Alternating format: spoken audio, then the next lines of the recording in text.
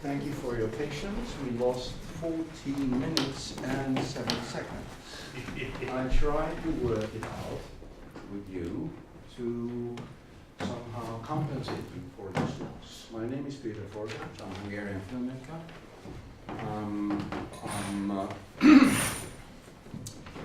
I'm working mostly or many times with found footage. That is, of course, a big hub.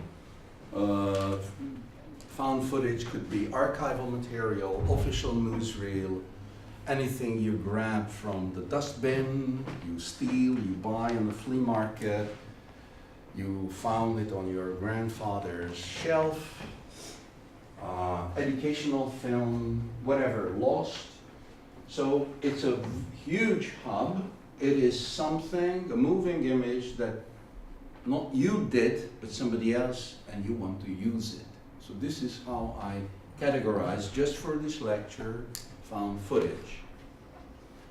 Of course, it has all legal, historical, etc. consequences, because it's different if you take a home movie, or it's different if you take from Shachia, anything. That's easy to understand. This is my mania. This is what I'm doing since 1982. I will try to summarize all the 4 major fields I can expose to you, which I would not call genre, because I think it's more an attitude, but for the easier way I call it recycling, recontextualizing films that range from documentary to fiction, from video installation to video clip. First of all, we have to clear, because I'm trying to focus now on home movie use in the beginning, because home movie, private film, is something very, very interesting historically in film industry and in film history, extremely interesting zone, because it is offering what the Kodak box camera, when George Eastman invented it, I think it was on the market 1894, 92, when photography came out from the official studio. The official studio is a self-representation, photographic studio. Just think of Nadar and the early photograph and photography since 1827. But from 1827 to 1892, 94, it's always the official one, where you have to represent yourself in the tradition of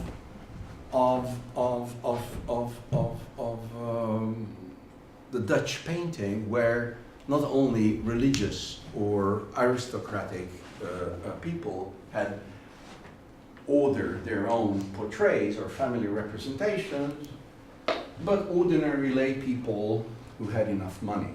So it's a self-representation and no smile. How we recognize when the home photography with the box camera of Eastman, George Eastman, was the beginning of a new paradigmatic self-representation. It is the amateur box camera. Amateur means amatore, who is working from love. Mm-hmm. Huh? So amateur is not something despised, but something who puts her or his heart into the work. So it's about you. But of course you're professional amateurs and amateur professionals. Who knows these things, but it's very important that the smile appears with the Kodak box camera. Why?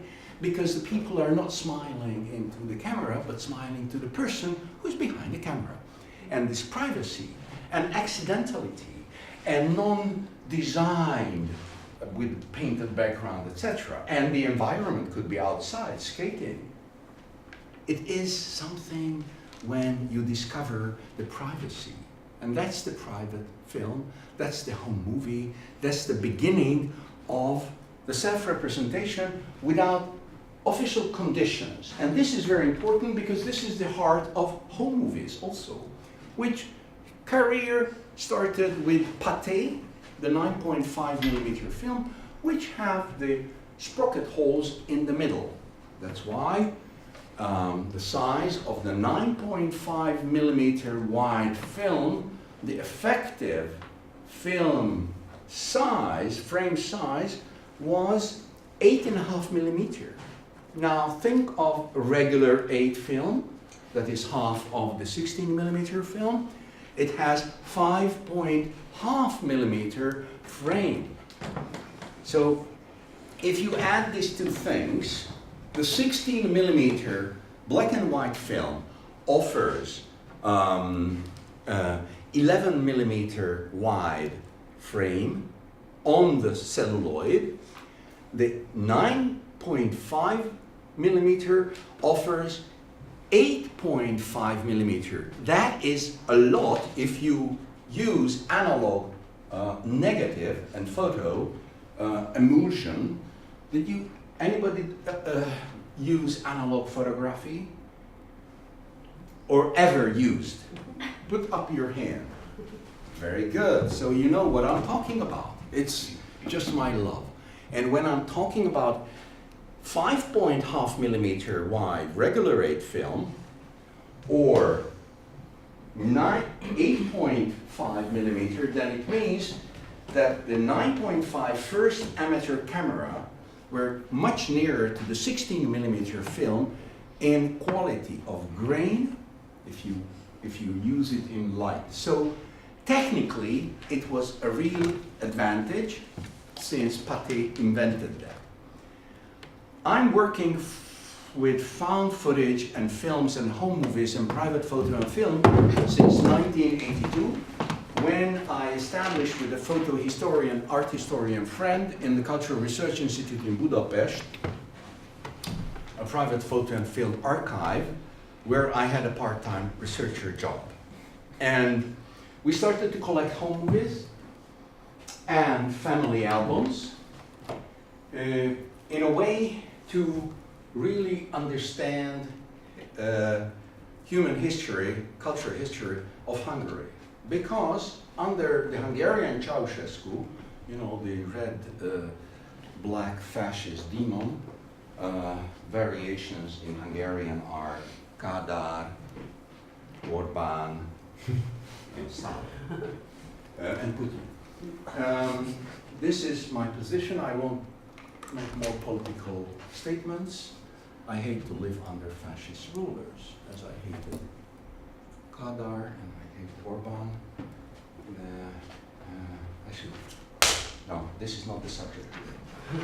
We are back at films. Every day I read, you know, the news, and it's a dagger in my heart. I have to separate myself. I have to understand now I'm a student who wants to see and hear films. So I turn back to my main subject. That is how I was inspired to collect home movies. There was a Hungarian film studio for young beginner filmmakers under the aegis of the Hungarian Film Censorial Office, which is the film department of the Cultural Ministry. This is how they call censorship. But we have these modern ways in China and in Russia, etc., controlling the internet, controlling privacy. There was a man, a filmmaker, a genius one, Gábor Bódi, who established in the Béla Balázs studio, which was specifically a post-production censored film studio. All the other film studios were pre-censored, meaning that the directors together in the director's board of every studio sat together around the table and talked about the content of the script. and it was against the people's will, or it was an imperialistic decadence, or it was not enough liking the Soviet Union or Herr Ceausescu, then they censored themselves. Okay, not Ceausescu, but Kadar. Just replace these things, okay? When I say Ceausescu, I think of Orban. Hello, take a seat. You didn't lose anything, I'm just watching now. So, this film studio had the privilege in all Eastern Europe, and I'm telling you because history of a film studio gives the context and the content when and how it was working. We have to know that this is film history in Eastern Europe, with fascist and communist sensorial functions and with some intermissions.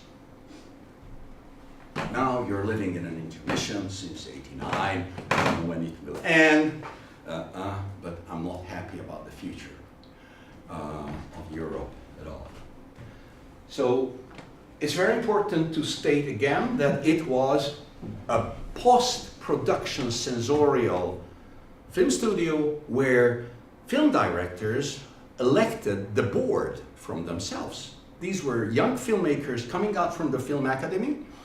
The Film Academy was also completely oppressed by the communist regime, which meant that every 5 years there was one class of film directors with 25 places, and at least 50% of them, of the places, were kept for privileged party secretaries and communist leaders' sons and daughters. So untalented assholes and talents were selected every 5 years for a 26-member of school class. Now you are something like that in numbers, which meant that these young filmmakers cannot make films on their own, coming out from the Film Academy, the first class after '56, had their diploma '56 Revolution, which was crushed by the Soviets and hailed by the Hungarian communists.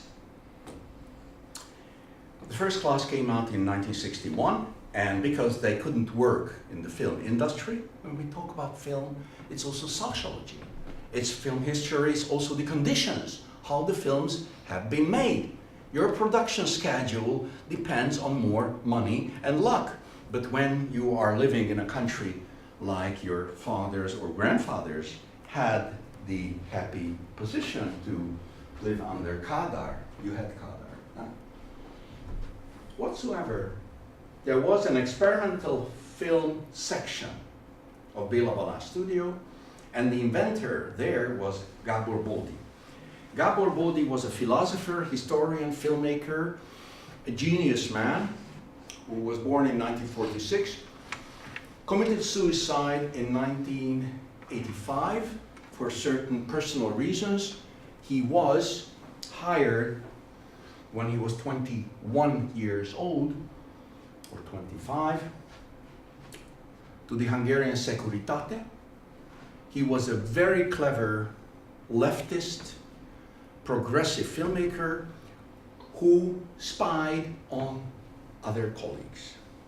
So he was a genius, like Dostoevsky's devils, but Stalin is a genius in our story. And he established in the studio the experimental section, K3, and also made a film because he had a theory of found footage, which was, he was working a lot in the Hungarian television, and he was also at home in French film theory, and the accidental shot and the collage of Dziga Vertov and Murnau and Eisenstein had a challenge, a philosophical challenge. He went to an editing, 16mm editing room in the Hungarian television, grabbed from the dustbin all the cutouts, and said, why don't I make a film from this?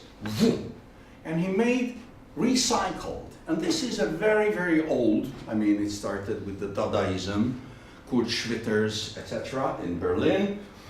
And from this, he said, try this. Of course, this is not a novelty for you, because now, since the easy technical approach, digital and web-based and archival-based eclecticism, but at that time when he made this film, I'm talking about Private History, it was 1978, he did it in 16mm film, he made an advertisement. Hello, nice to have you here. You have free places here. So he had an advertisement and in the paper, so he collected home movies. He transferred these home movies, or at least part of them, to 16mm film. There was 9.5mm, 8 regular 8mm, and 16mm films. They transferred it and they made a beautiful film which inspired me. So when we started our private photo and film archive in the Cultural Research Institute, I already had a very inspiring film which, first of all, inspired me as the nonchalance, the banal, daily life home movies is always about happiness, or usually about happiness. Don't think about your mobile phone. Think about your grandfather's amateur film camera, if anybody had in there, because it's very different. This is endless, what I have in my phone. I can record for 20 hours if I have enough battery, but then 3 minutes were one roll of film, and it was expensive. So what happened with these films, in Bodhi's film, what he did with Péter, I must emphasize, because Timar was a great avant-gardist himself, and they worked on a 16mm cross table, which is a rendering table, film table, so you work from film layers and you expose them to one film. It's the invention, by the way, of Disney, because Disney made these layers, all his very interesting. If you see a huge cross table and it was vertical, the camera and the layers were there and they were changing with these in Disneyland. Why I'm talking about Gabor Bódi Private History? Because it inspired me so much that I thought it's time to collect home movies, because home movies are not censored and not made with pretense of representing the official opinion, whatever it is. About a flower, there's an official opinion about what is nice. This is... So we started to collect home movies, but needless to say, I didn't have the idea at that time, and for 6 years I was not doing films with these. I was just a kind of anthropologist, collector, archaeologist, because it was amazing to learn the hidden part of history. Now, private history is something very specific, because you have your own private history, you have records of it, you have notions, you have notes, you have everything, and that is mostly a different age, because when I'm talking about private cinema, until the video camera, the VHS video camera, was on the market, until that, and that was in the 70s, 78, something like that, early, mid-70s, I don't know.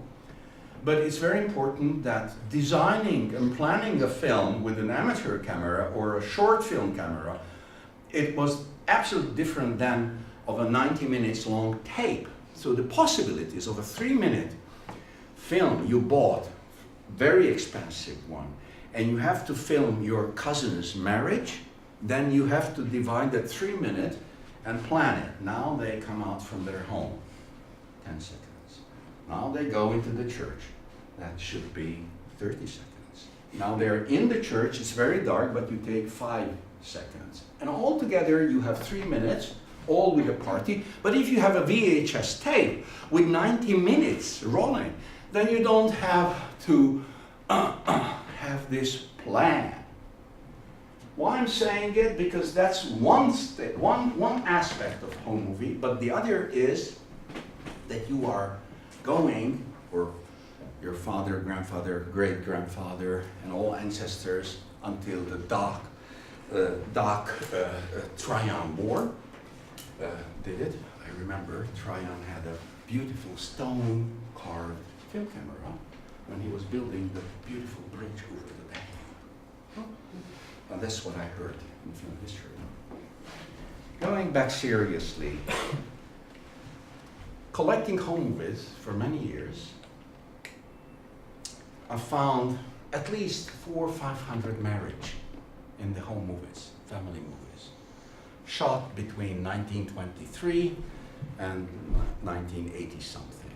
Collection, video transfer, watching them, 400 marriage, but one divorce. And I know from statistics that every second marriage is breaking up from the 1950s in Hungary. So if I'm coming from another society or from the Mars, and I would study Hungarian society through home movies, then I would say, these people are always laughing. And they're always marrying each other, and they're always splashing into the Lake Balaton or to the Black Sea, and they have nothing else. There's no night because it's always daytime, you know. So just consider sociology, cultural history. What is the content of the average home movie? Now, banality is there, but, and this is the point where I wanted to reach. It took me half an hour, sorry. But putting into the context of banality, in the context of a historical drama, a contrast which gives dynamism. So exploiting banality is first very interesting and important to understand banality. And what is banality? It's the eternal wish for the filmmaker and the protagonist of the amateur filmmaker that we live forever. There's no death, just happiness. And that's a very vital need of a human being. I think if you're depressed and you want to commit suicide, you can do it, but basically we don't talk about death because that's under taboo in society. We don't want to think of that because otherwise we would be really depressed. So it's understandable. And Sigmund Freud in Vienna said that there is death instinct and life instinct. So there's a dynamism. And he understood this from his own lip, tongue, and throat cancer that he had 12 operations through 50 years because of the cigar. He was a phallic person, you know. But he also said, sometimes a cigar is just a cigar. So he understood the dynamism, you know, of reality and fantasy. And this is what's interesting in home movie and filmmaking. Now, the first film I am showing to you, I will show some parts of it, is also in the heart of meaning. What is the meaning of the picture we see in front of us? And this was inspired by Ludwig Wittgenstein,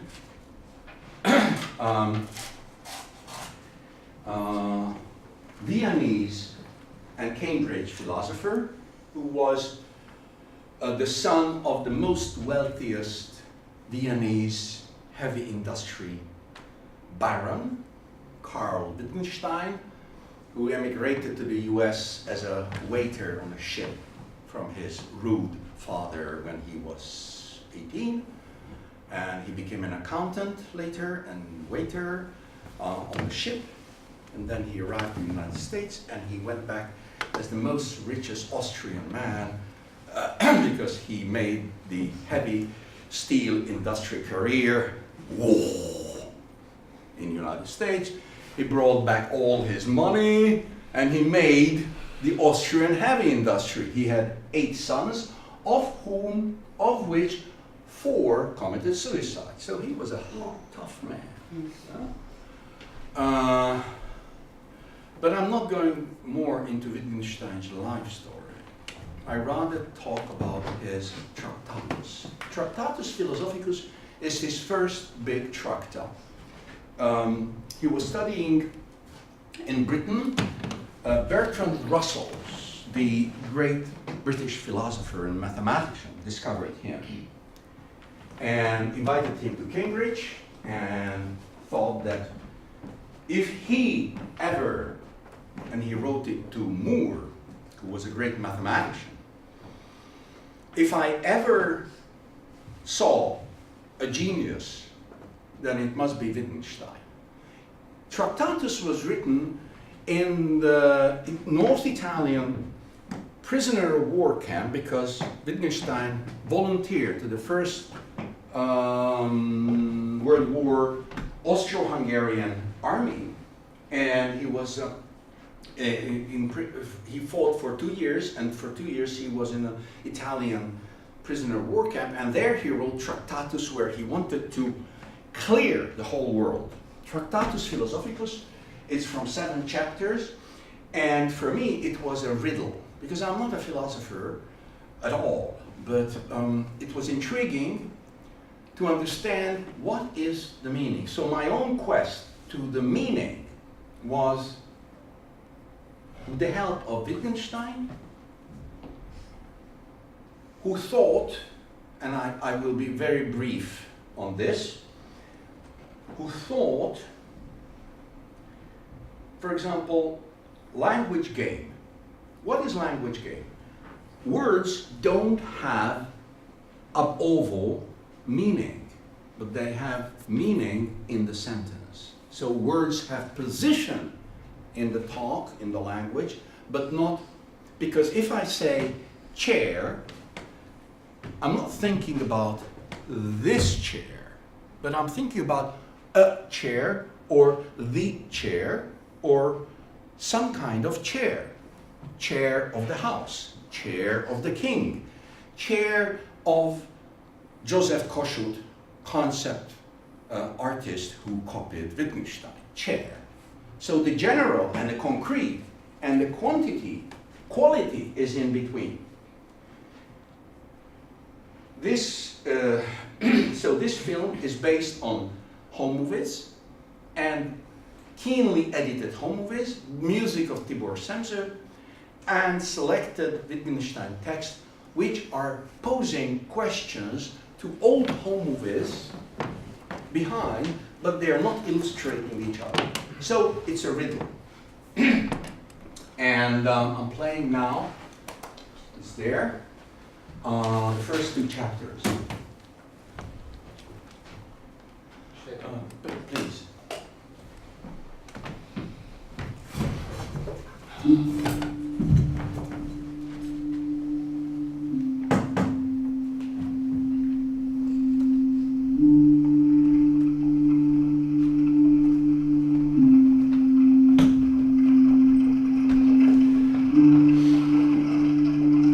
Short chapters, 2 of them.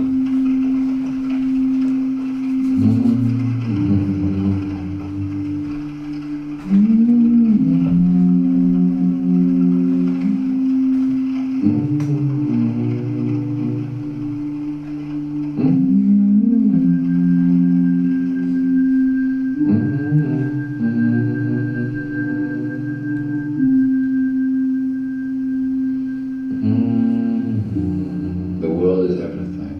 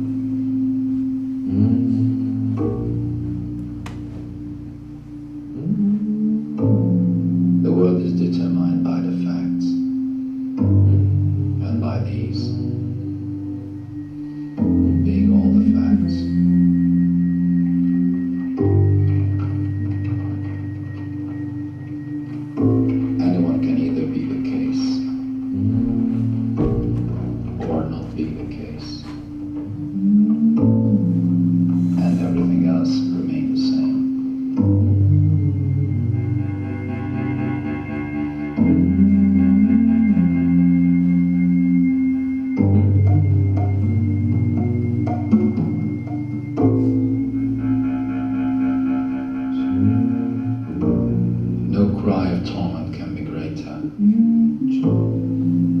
than the cry of one man.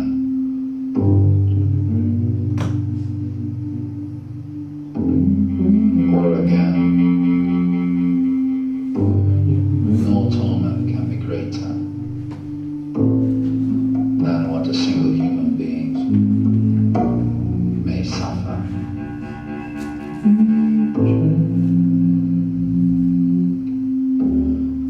A man is capable of infinite torment, therefore.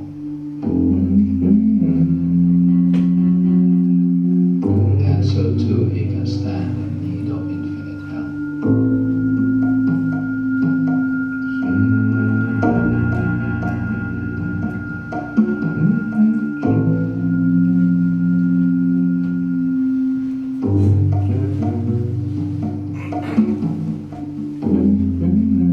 How hard is for me to see what is right in front of my eyes? And this is always our challenge.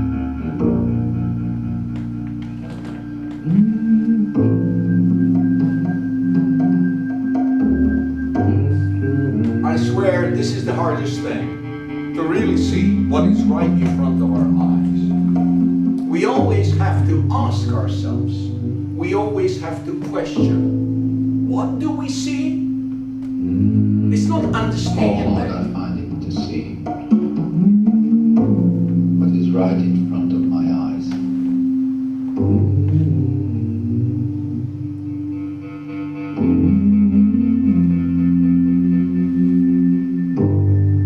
The world is the totality of facts, not of things. The world is totality of facts and not of things. Little distinction. Facts or things.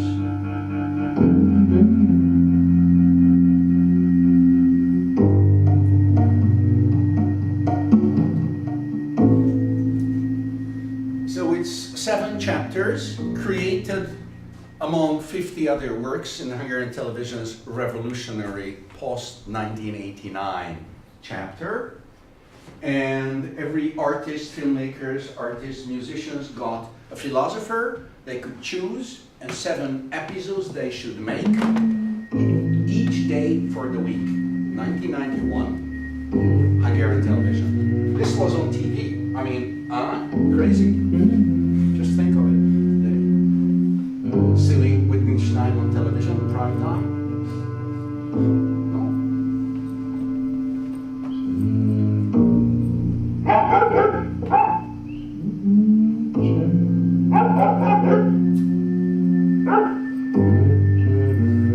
The object is simple. Not at all, but I'm trying to sell it.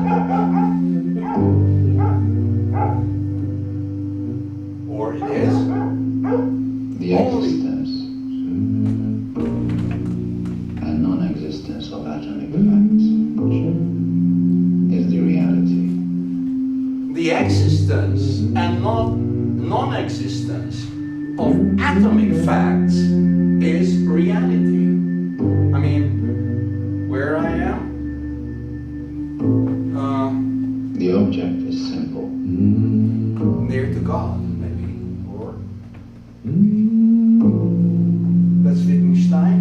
And that's a quote from the Baroness Diary. The young baron is loved by their dog. I made a film about this family. Notebook of a Lady. The total reality is the world.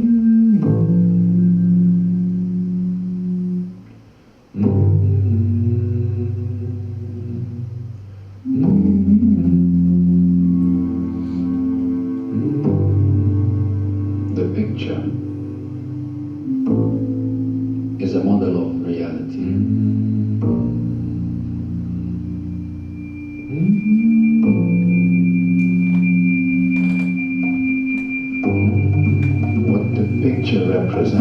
What the picture represents is its sense. is its sense. And the most important sentence now. It cannot be discovered. It cannot be discovered. From the picture alone. From the picture alone. Whether it's true or false. Whether it's true or false. This is the motto of my lecture today.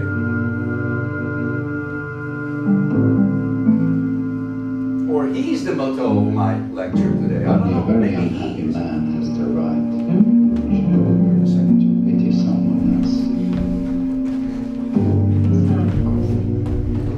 Something like that. Mimesis.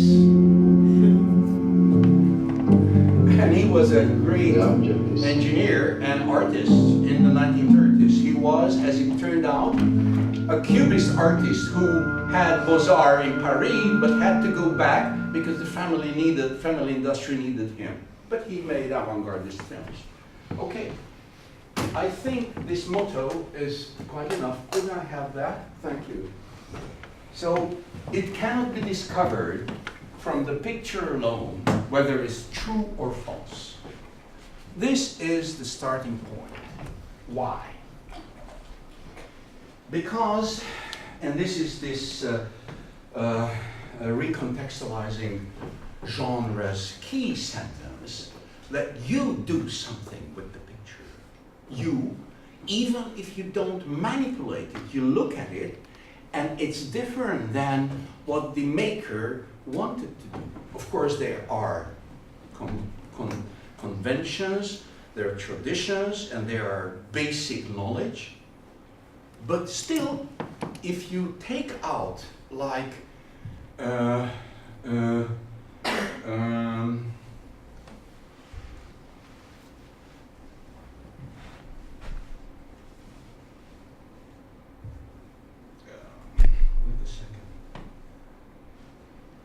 Marcel Duchamp, that was the name I was looking for. The pissoir, the fountain, which we know that objet trouvé was not even his, but it was a woman artist, a German aristocrat who inspired him.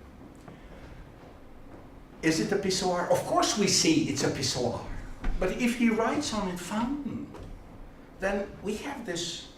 And from that point, 1915, from the Armory Show, New York, we know exactly that recontextualizing is the most important thing in the avant-garde field. But of course, others are doing it too. I mean, just think of replicas. The Tractatus is a philosophical essay film which deals with my problems of understanding what is the image, whether it's moving image or still image. So this is one of the genres I wanted to talk about today. One of the 4 genres, the essay film, the meditation, the contemplation, something that is not for the industry, something that is not for contemplation, something that is not for education, but something for sending you the message. Which means that film is like poetry. But of course, it was very expensive then, but it's not expensive today. You can make film with your mobile phone, if you can sell it. If you have a good curator, a commissioning editor, or rich grandfather, or a Hollywood producer, you can make it, because it's now the question how to sell it. You will have the 8K video cameras, which will be so small, like my ring, and you can film HD films in full screen, and it's even in live performance in Times Square. So there's no limitation. The limit is only in us. The contextualization is the key word, and now I'm telling you what kind of chapters I'm trying to deal with here.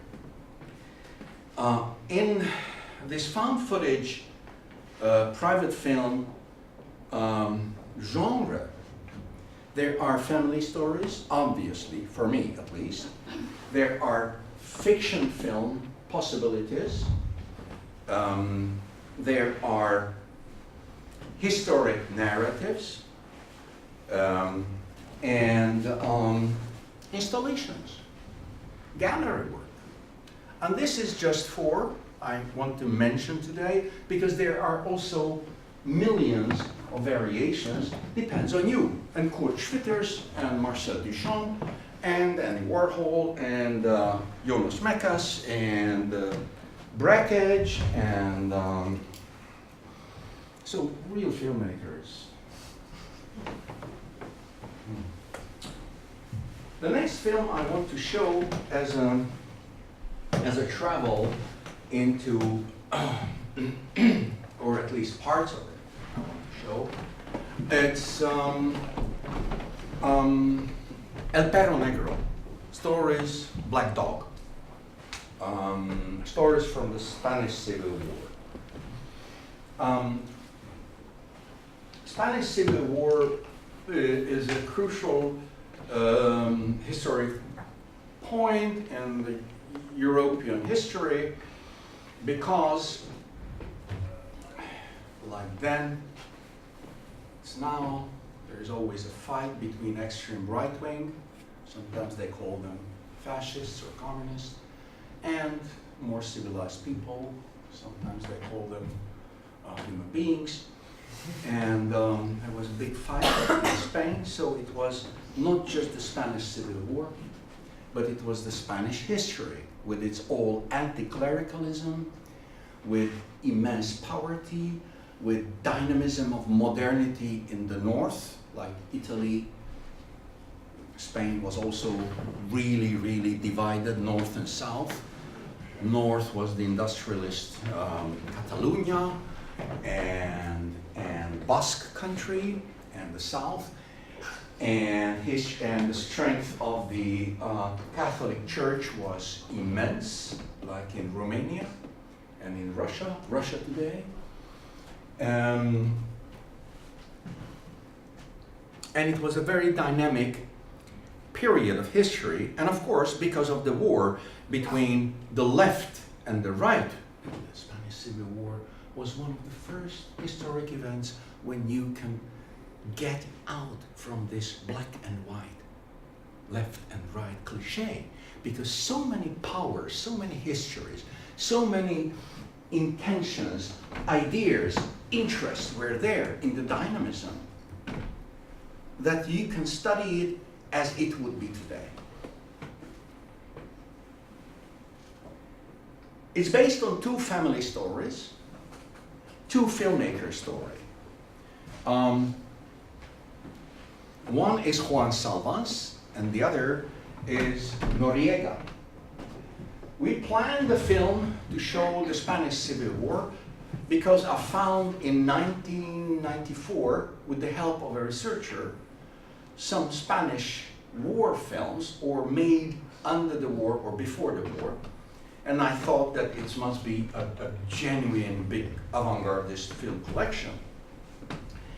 And it was inspired by many, many films, and this is also very important to make a film about the Spanish Civil War based on home movies. You have to make an intense, in-depth research on moving image. So this is the point where I just go out a little bit how to make a kind of film, or how I am making the research. I thought if I'm asked or commissioned to make a film about the Spanish Civil War, I have to understand everything that is moving image in Spain, from Lumière film boxes in Madrid, and no, it was first in Catalonia, in Barcelona. From that point until the end of the Civil War, 1940, 45, or even more, to understand Francoism through film. What is the film language of the fascist era? You can understand what is the film language of Ceausescu era. You can analyze it, etc., etc. Very interesting. Very, very interesting, because you learn a lot. So, we collected home movies. We collected interviews with the home movie makers. We researched all the films of the first half of Spanish history, which was made in Spain or about Spanish history, Spanish. So it took us a year and a half just to research. And also, not speaking Spanish enough, I had to make my historic study through English language books, and that was partly interviews. Fantastic. Fraser did an interview, this thick book, in Spain after the Second World War, in the 60s and 70s, and made interviews with all segments of Spanish society. So left and right, middle, churchman, layman, etc. Because the representation of the Spanish Civil War and Spanish history after the Spanish Republic was crashed by Franco, it was represented always by the winner.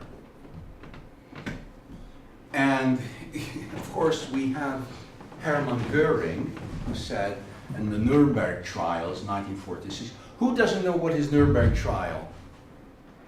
Oh, very good. So my reference group is here. Don't know. So,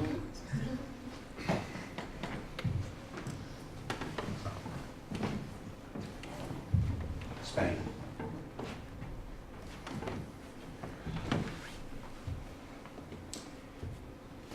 It was extremely hard to understand what is the dynamism and what is the message of the Spanish Civil War, because it was also represented in black and white. Mostly the romantic left idea about Spain and the Civil War was dominating. And it was because Soviet Union and the Communist Party was too much in it. They were as dangerous on Spain as the Nazis. I was following and understanding the whole thing through George Orwell, Hommage à Catalunya, a lovely book. But of course, Thomas Hughes, great British historian, Fraser, and the whole collection of Spanish film and Spanish folklore music. Spanish folklore music was collected by the genius Alan Lomax. Remember this name? He collected the black Africans in North America. He collected music of North Africa. He collected music in Greece. He collected music in Spain. And he was a musicologist of folklore, a genius. And when having Lomax music, so it means also, if you want to make a film about the Spanish Civil War, you have to understand all these cultural means, music, literature, even if you don't read Spanish. That's my handicap. Well, okay. El Perro Negro. So let's go with El Perro Negro. And just a little part of it. Two parts I will show you now. Two segments of it. How do you come in? By here. Yes.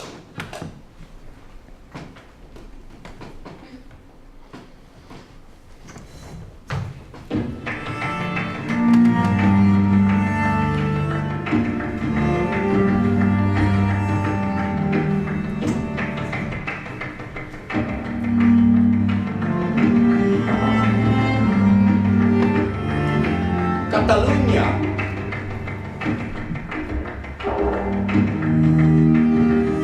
1920 something or 1932. Friends of Juan Salvantes. Play.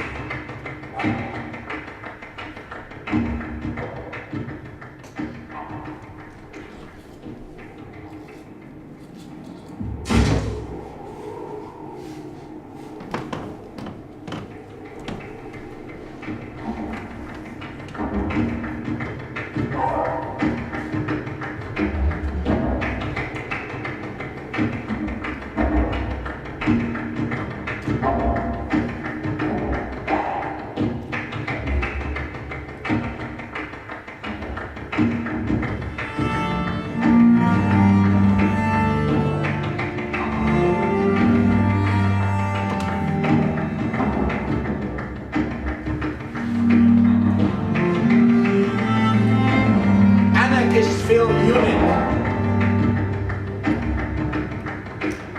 Salman's family footage. Great old Salmans.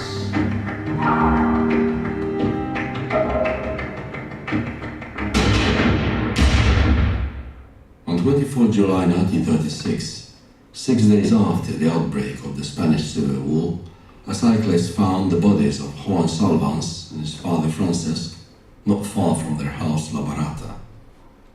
They were killed by an anarchist called Péter el Cruel.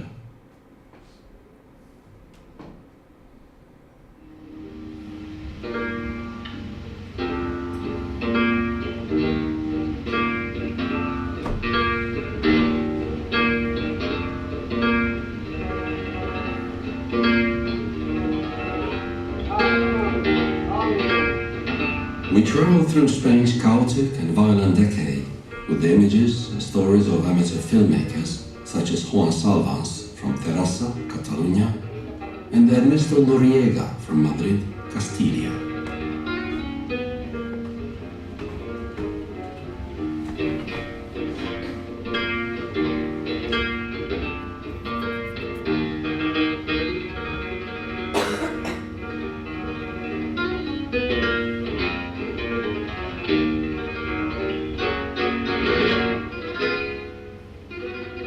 Spain had always been a country of extremes, extreme poverty and extreme wealth in the hands of a few, a church conservative in the extreme, and an army conservative in the extreme.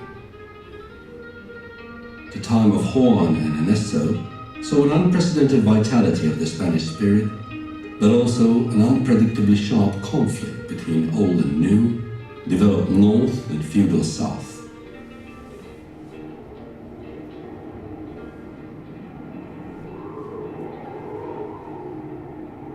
En los ojos se abren infinitos senderos. Son dos encrucijadas de la sombra.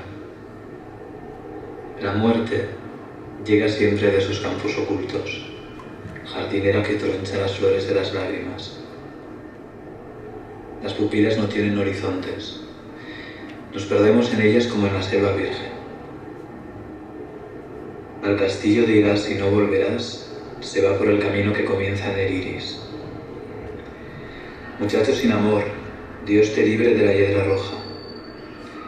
Guárdate del viajero, Helenita que borra las corbatas.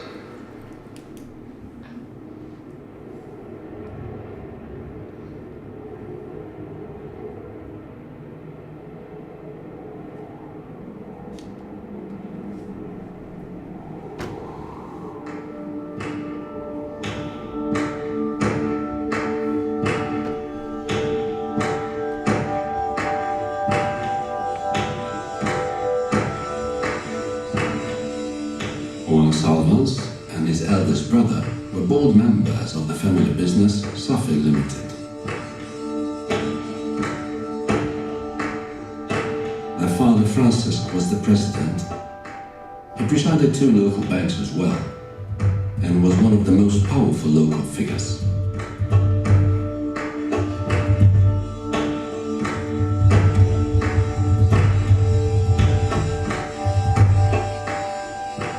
The Salvans lived in Terrassa, close to Barcelona. They were one of the most successful wool manufacturers in Spain, with several factories in Catalonia and with more than 3,000 workers in Terrassa. They were the object of admiration, but also of hatred. Like all Catalan industrialists, they had to cope with constant social unrest and strikes in their factories, organized by the anarchist and socialist trade unions.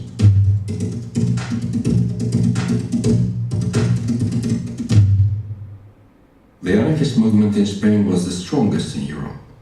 In the north, its membership increased when large numbers of landless workers migrated from the poor south to the rich, industrialized Catalonia.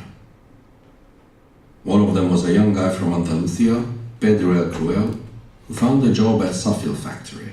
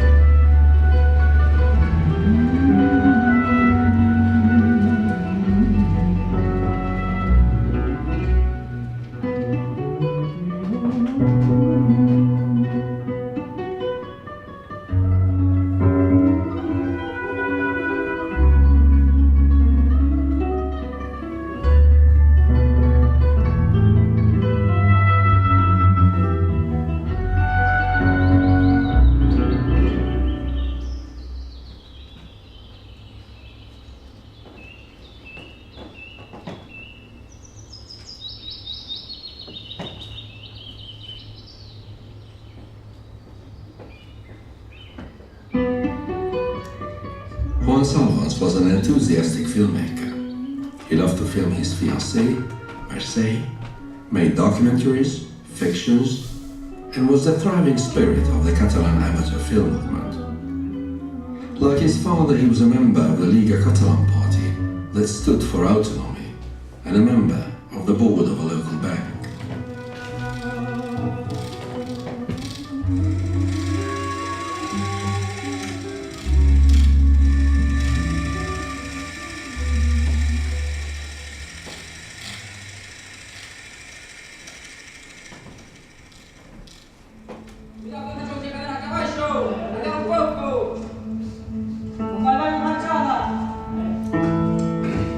Safil factory was a wool factory, textile factory.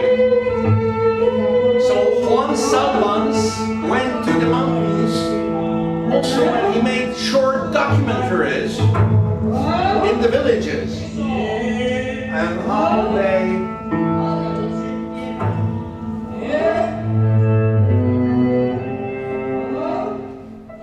the whole textile industry was in Catalonia in Spain. It was a development of the late 19th century.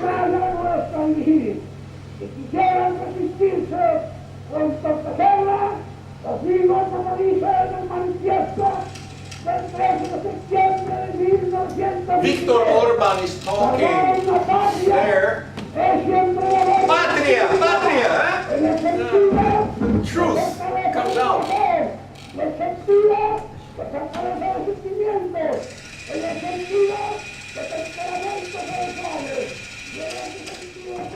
And of course, we have other Spanish crimes, you know. Short report of a crime.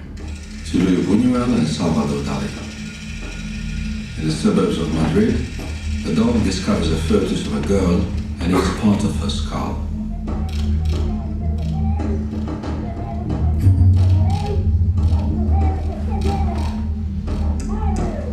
So it's the Madrid Film Club who devoted something for Buñuel.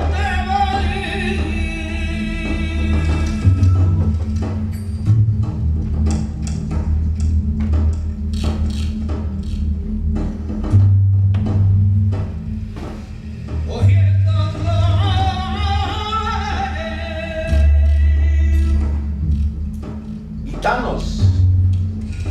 This is another family. This is the Morea family footage. South Andalusia.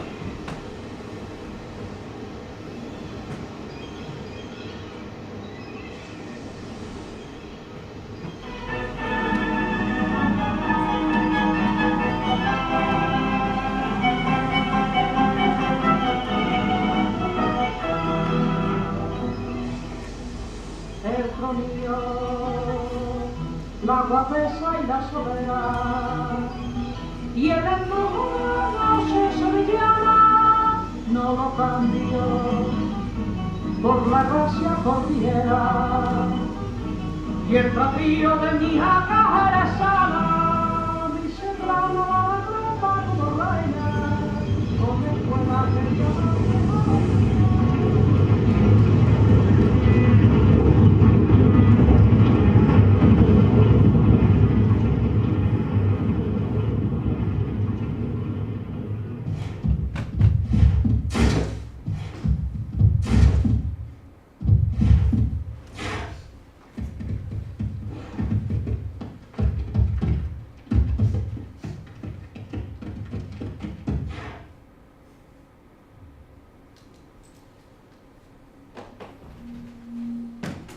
Okay, and this is my still moving images. Because it's not moving really, just if I squeeze them. So we turn back to our, I don't know, could you turn off your phone? Yes. I mean, It was my pose. Oh. We're back.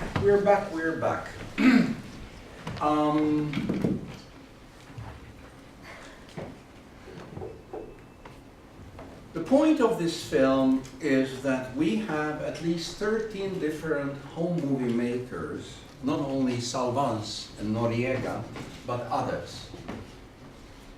For example, this shot is made by philosophic book publisher and bookshop owner, Morera, whose son and daughter is there. He shot also under the Civil War period too. The big challenge is how to smooth them, how to collage them, how to squeeze them together to the same texture. So from different sources like 16 mil, 25 mil, 35 mil, whatever, you make you splash it, you smooth it, you render it to one texture. And why is it interesting?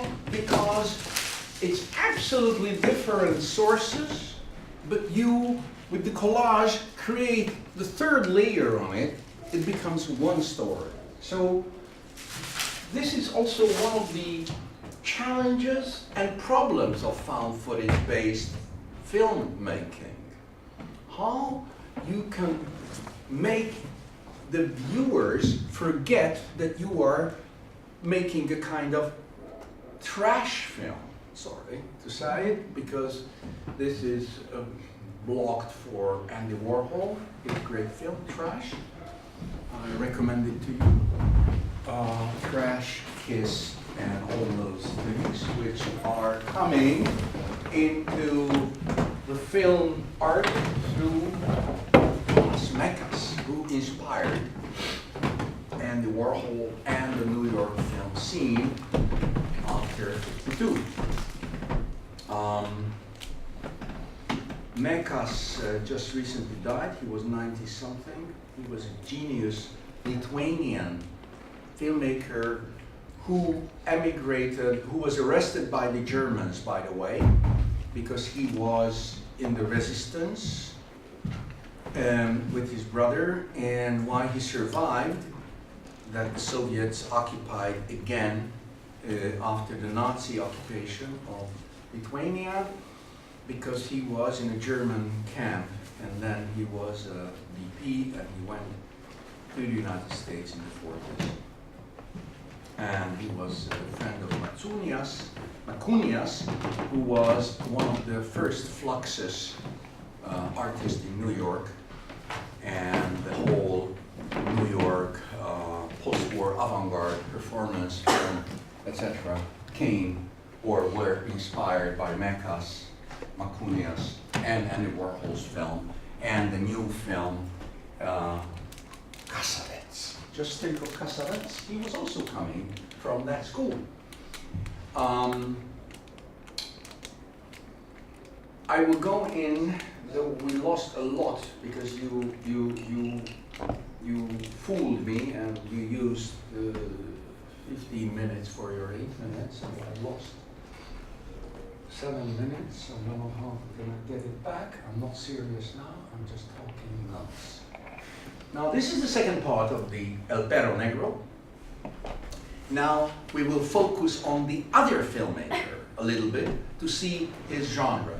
By the way, tonight I have a film in the festival, 8:30, The Maelstrom, where you can see a whole film, not in details like now. I am sacrificing my art for your sake. I'm cutting it, I'm mutilating it, I am censoring it, just to explain you something. But the real thing is, it's a great sacrifice from me. I like that you appreciate it. So The Maelstrom is a full film, it's just 1 hour. I recommend it to you because it is the punctum of my lecture here. Because then you see a whole work, and the work is always much more than the talk. This is just, you know, and I'm just selling you my works. Now Noriega. Why Noriega?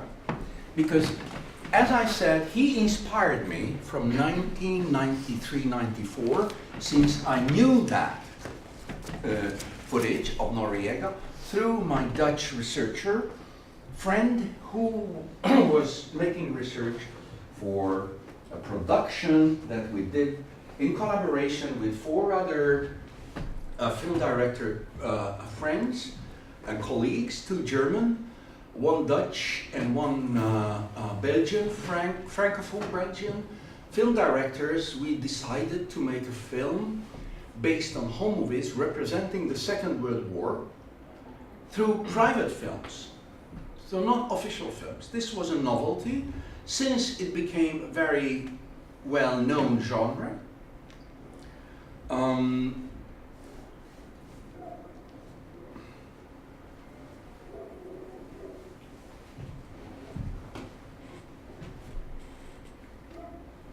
Where I wanted to draw myself. The best is if I go back to Noriega, because when I've seen this film, his footage, his original raw footage, I understood that Spain has a lot of avant-gardist filmmakers. Spain had as many cinemas after the First World War, or maybe together with the French cinema development. They had as many cinemas in Spain as in France. And that is very, very important, because film culture was very, very broad in Spain, even if it was commercial, mostly French and Hollywood films, but because their Spanish film industry was immature in the beginning. So therefore, these amateurs, amatos, like Salvans, who was with his 2 other brothers also filmed, but Noriega was member of the Madrid amateur film club. And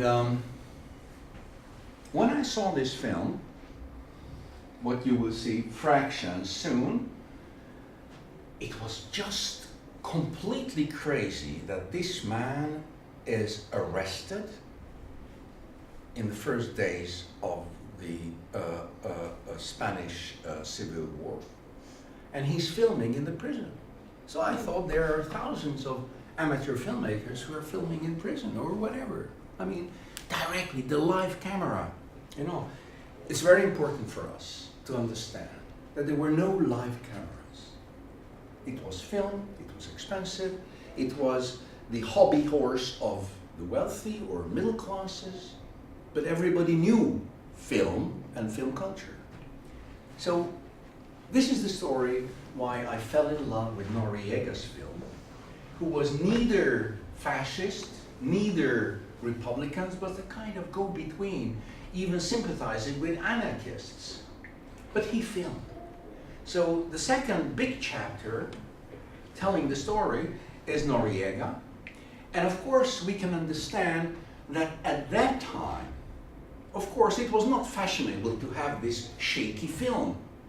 No hand cameras. Hand cameras had become legitimate with the war films, with the Ghetto, with the Wochenschau, with the British and the French and the American film journals, when 16mm hand cameras were used on the front.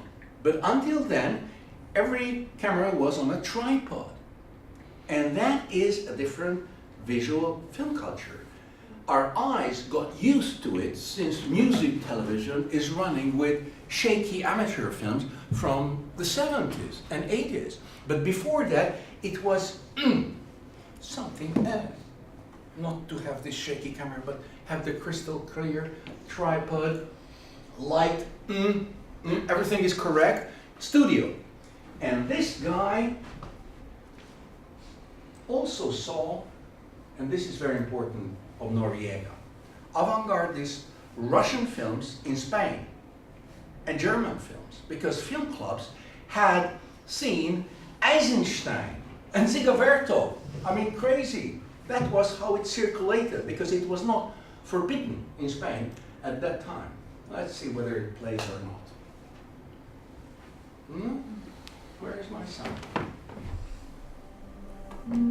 There is it.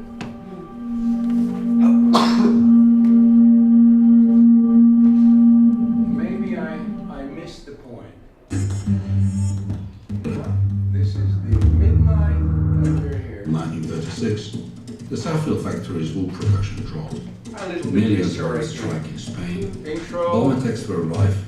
Hundreds were killed or wounded. This is Salvan's film, by the way, when he wanted to film the amnesty, radical violent anarchists. anarchists such as Péter el Cruel and common criminals were released as well.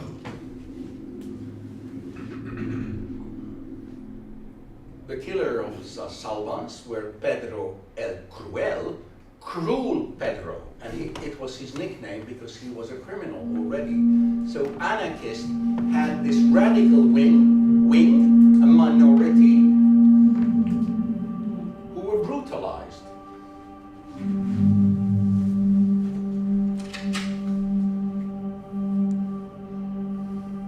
And this is the Noriega footage.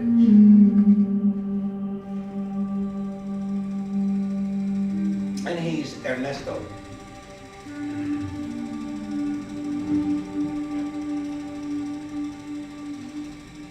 His own man. We were camping in the Gredos Mountains. Grados Mountain. When we went to the village one morning to buy bread, we heard that a military uprising had broken out in Spain and that they were killing people in Madrid. Later, we heard a few men talking in the village pub about a politician who was encamped not far from us. We heard them say, "Let's go and get him." So on the way back, we warned him So so he this could escape. composition is really Only the months Russian later did we avant-garde find composition. out He that hadn't he was a seen it in parliamentary member cinema. of the right-wing CEDA. So they were rescuing a right-wing We politician. did not expect the local militia to come after us.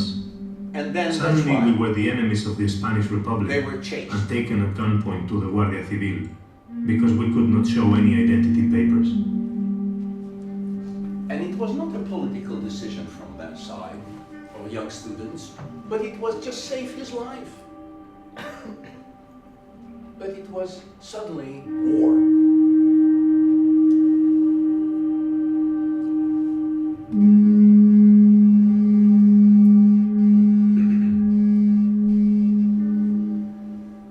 The colored General footage. Franco took over the command of the The army. colored of footage is from American Legion, fascist the Moorish filmmaker units. who came from the United States to help He Franco. ordered the execution He of filmed Republican on officers, Kodak Color, among them his Kodak own Color. cousin, Major and Bahamonte, this is the and with Italian war help set on the troops of conquest of Franco. Spain. This is from a Soviet The filmmaker. uprising of the nationalist army Leftovers. against the Republic was a failure in Madrid and Barcelona because of the workers' defense.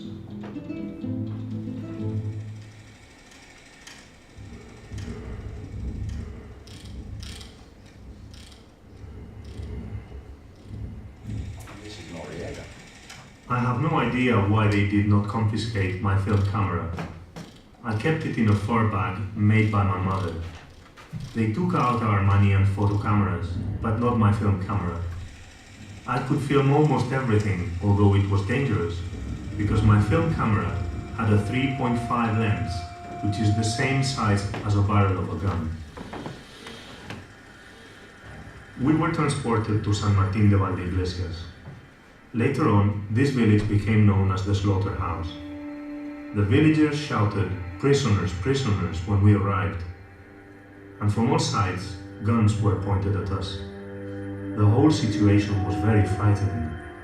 We were registered and told that we had to go to Madrid to check our identity.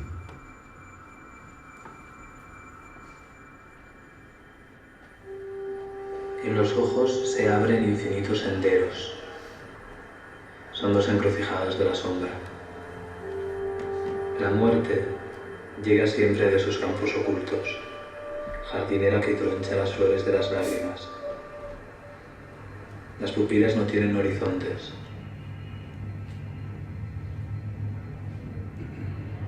In Barcelona, most of the churches and convents were set on fire, except the cathedral. The anarchist film club footage. They dug up the nuns' corpses and displayed the skeletons They and burned mummies. up the churches. I found that Not quite all, amusing. but most of them. So did all the Catalonia. kids.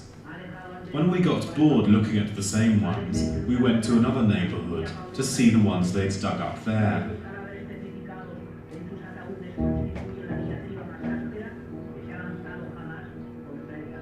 The middle classes usually feared the non-Catalan anarchists much more than the local ones, because they were more violent.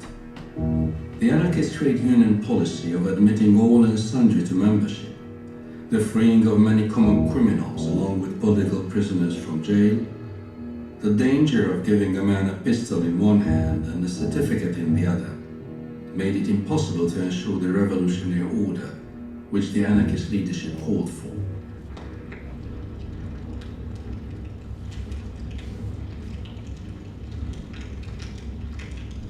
Of course, we know that the Protestants burned up in the Netherlands, in the lowlands, all the Catholic churches, and they cleared them up into white wall churches. The next day, we were put in a lorry with a wounded militiaman, and that was our salvation. We had to pass 7 villages along the way to Madrid, ruled by different committees, and our lorry was checked in all of them. In one of the villages, the militia wanted to shoot us. The comrade of the wounded militiaman saved us by saying that the delay would mean the death of his comrade.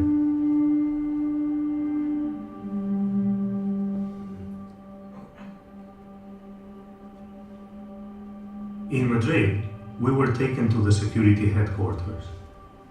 The building was surrounded by a crowd that shouted, "Hang them, hang them." We were thrown in jail. The cells were full of nuns, priests, prostitutes and homosexuals. They simply arrested everybody. Around nightfall, they unexpectedly started to let people free. Outside, guards were waiting to take released prisoners for a ride. My friends were waiting for me. I was able to jump in their car, and that saved my life, because later on, we heard that all the released prisoners were lynched nearby. They were lynched nearby.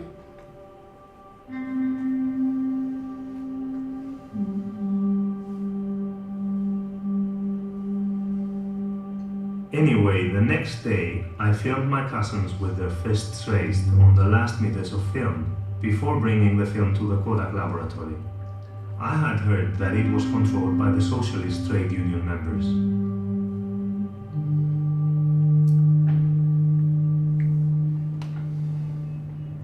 Spain was now divided into a national and a Republican state zone. In the Republican state zone, workers' committees had taken the organization of local affairs into their own hands. Now what we'll see is the George Orwell anarchist wrote the following film after his union's arrival. little visit. They're bringing Barcelona in film is to their startling and fortress. overwhelming. It is the first time that I am in a city where the working class is in the saddle. Practically every building is draped with red flags or with the red and black flag of the anarchists. trade union. Almost And every Phi, church has been gutted the other and its one, images Phi burned. is the anarchist Every shop trade and union. cafe has an CNT, inscription Phi that it has means been trade union collectivized. and the Waiters anarchist and trade shop union. walkers look you in the eyes and treat you as an equal. In outward appearance, it is a town in which the wealthy classes have practically ceased to exist. There is much in it that I do not understand. In some ways I do not even like it, but I recognized it immediately as a state of affairs worth fighting for.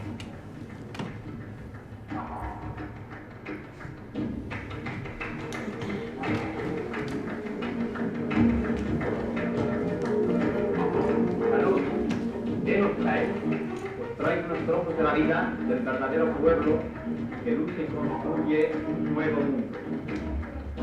¿Qué título llevará?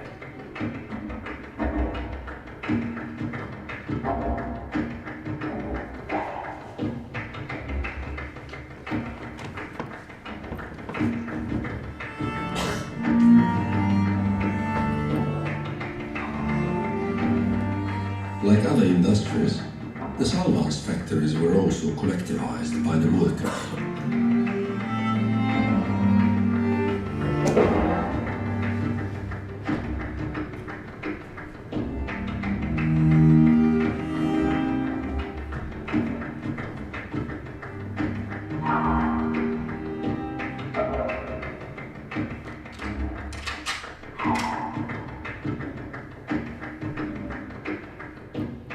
Juan's daughter Mercedes remembers it well.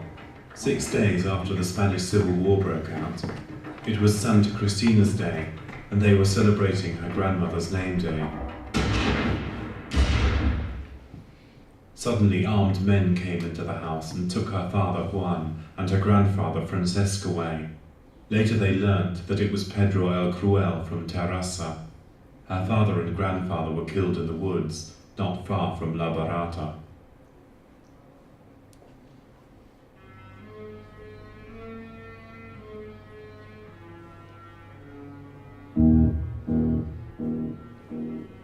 The idea that it was necessary to kill, to destroy in order to defend oneself was constantly expressed by the ordinary people on both sides. It stemmed from the type of mentality that refuses dialogue and compromise. Verbal violence was a social reality. However, to the majority it seemed inconceivable that the barrier between words and acts should be crossed. When a small minority did so, when things that had been said were actually done, a new situation arose. Verbal violence prefigured a war which was not generally expected. It conditioned its outbreak and even hastened it.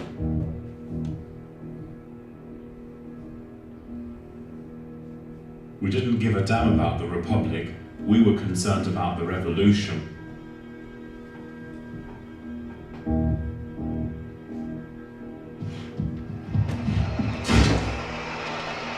With the Republican salute, they're coming out, the toreros.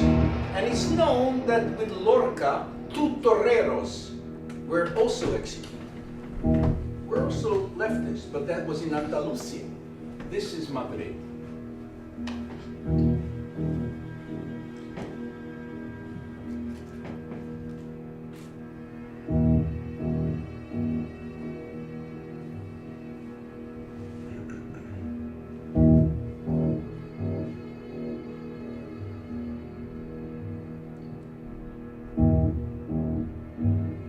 Hitler and Mussolini supported Franco with army and weapons. Soviet military aid and advisors influenced the Republican government. Enthusiastic volunteers from all around the world traveled to Spain to join the international brigades. We're over 40 men, Americans, Germans, Dutch, Italian, Czech, Hungarian, and Danes. We marched all night over the Pyrenees. We're going to fight fascism and help our Spanish brothers to defend their rights.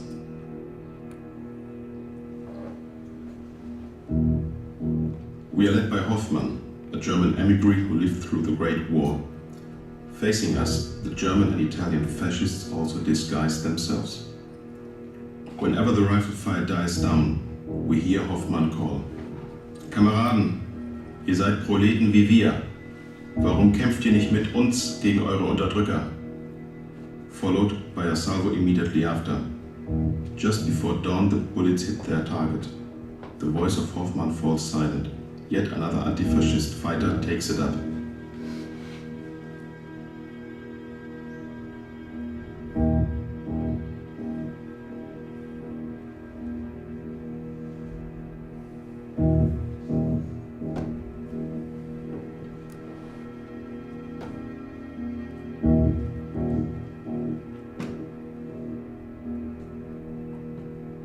Los mandos de los frentes antifascistas de Aragón han acordado la toma de Sieta.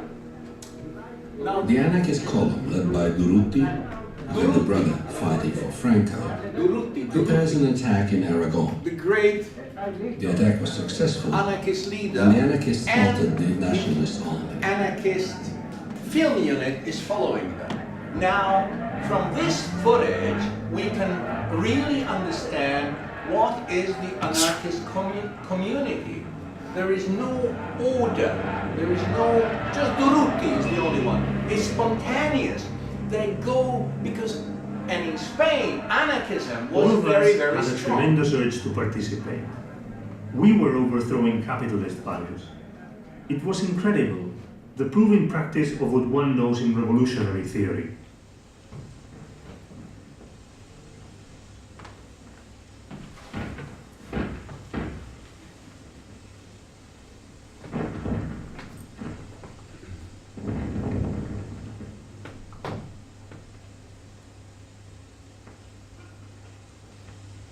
We are going to inherit the earth. There is not the slightest doubt about that. The bourgeoisie may blast and burn its own world before it finally leaves this stage of history. We are not afraid of ruins. We who plowed the prairies and built the cities can build again, only better next time. We carry a new world here in our hearts. That world is growing this minute.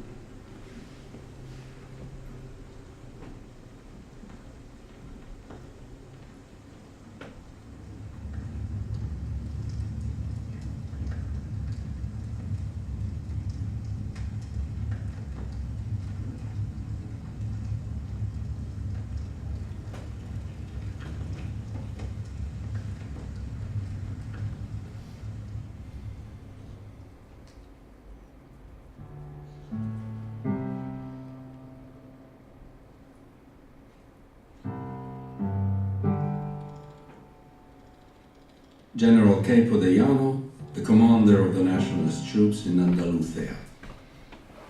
In various villages of which I have heard, right-wing people are being held prisoner and threatened with barbarous fates. For every person killed, I shall kill 10, and perhaps even exceed this proportion. The leaders of these village movements may believe they can flee. They are wrong. Even if they hide beneath the earth, I shall dig them out.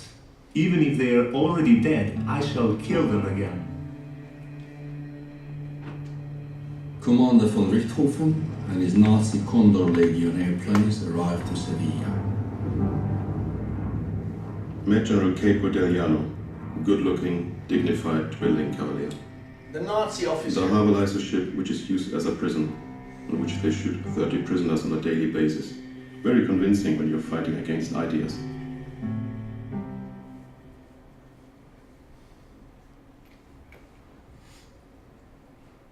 Like in most of the Republican zone, the Andalusian peasants hunted down the wealthy, the clergymen, and the nationalist military.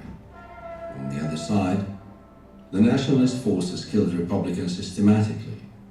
For example, only in and around Granada, about 15,000 Republicans were executed, including the great poet García Lorca. Okay, please light.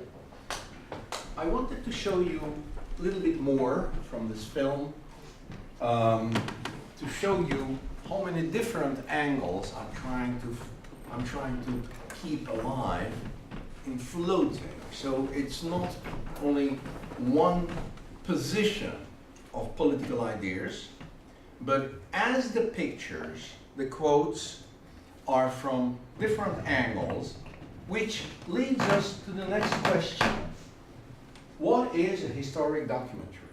What I do want to sell to you, what I want to sell as an idea of this project. Am I selling a Francoist film, or am I selling a communist film, or an anarchist film, whatever? Of course, television channels, curators, financiers wants to know your clear view, normally.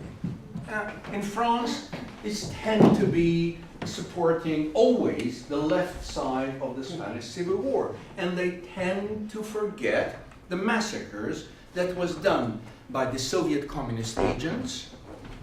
Only there was one, for example, my beautiful country, Hungary, there was one, there were 150 or 200 Hungarians fighting in the International Brigade in Romania, but there was a special envoy from Soviet Russia, where the Comintern have sent Ernő Gerő, whose nickname was Pablo, and he was the head of the KBG, GPU, in Barcelona. So he personally, the communist execution gang, let's call it that way. And they executed more than 500 anarchists and Trotskyists. They were more keen of killing other leftists than killing a right-wing enemy. So this was the case, for example, from the Soviet side and propaganda side, the whole thing. So I wanted to show the complexity, not giving a chance to any bloody killer, whether it's a red or whether it's a black Francoist, because I am not the judge. And of course we can take these statistics that the Francoists killed 500,000 and the left wing killed only 200,000, but it's blood, it's blood, it's blood, it's blood, it's blood, it's blood. It's not a war fight, but it's killing innocent or non-armed civil population. So not only the political problem, not only the visual problem, not only the sound and the texture and the interview, but everything have to smooth together by keeping, this is the task for me, by keeping the layers visible, audible from time to time, connected to the whole picture. So this was my task, this was my challenge with El Perro Negro, showing a big river of history with its personal sides. And this is what I said, private and public history, dynamism. So this example was certainly for the reason I wanted to show you that we are in an intimacy. You see those beautiful Seville women. And meanwhile, you hear the bloody results of executions.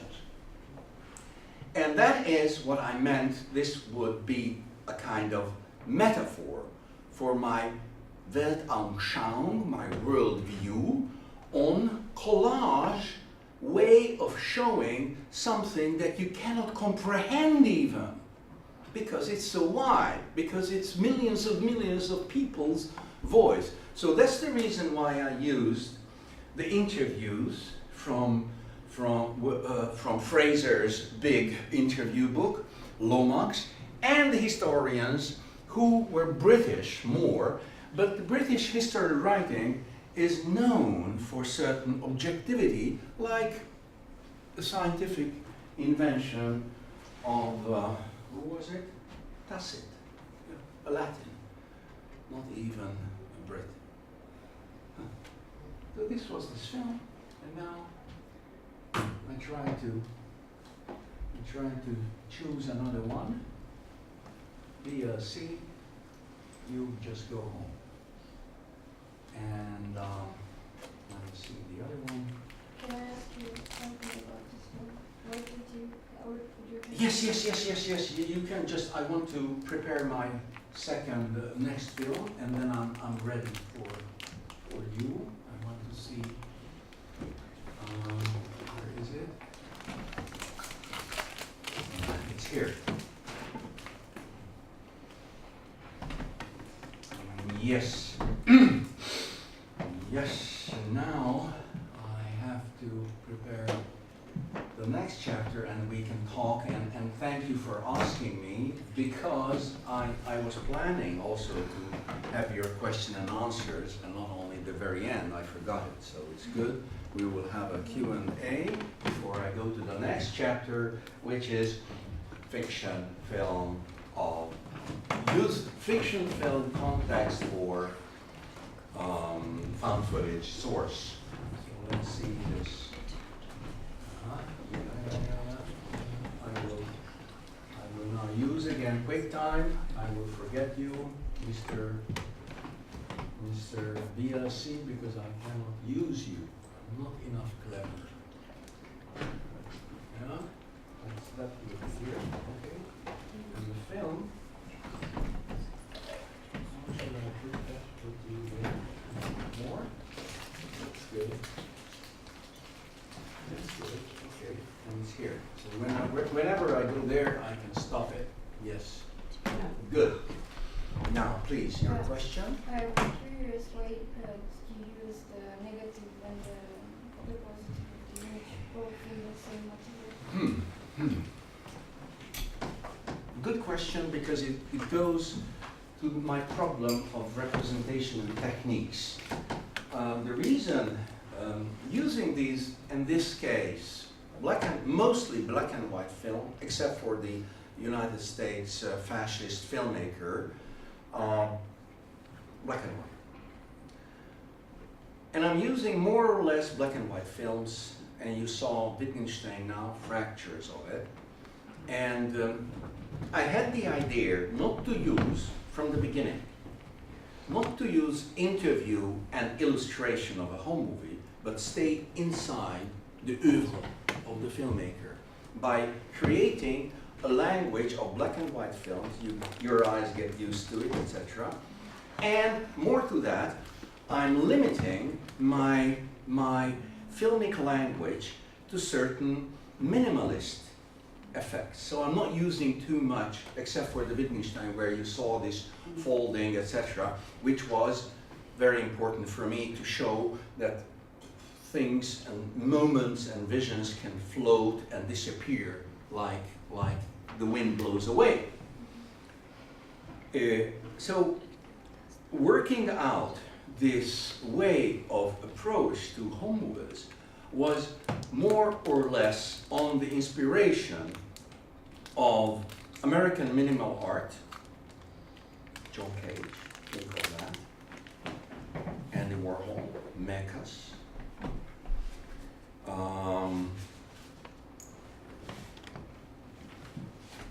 I wanted to say a name of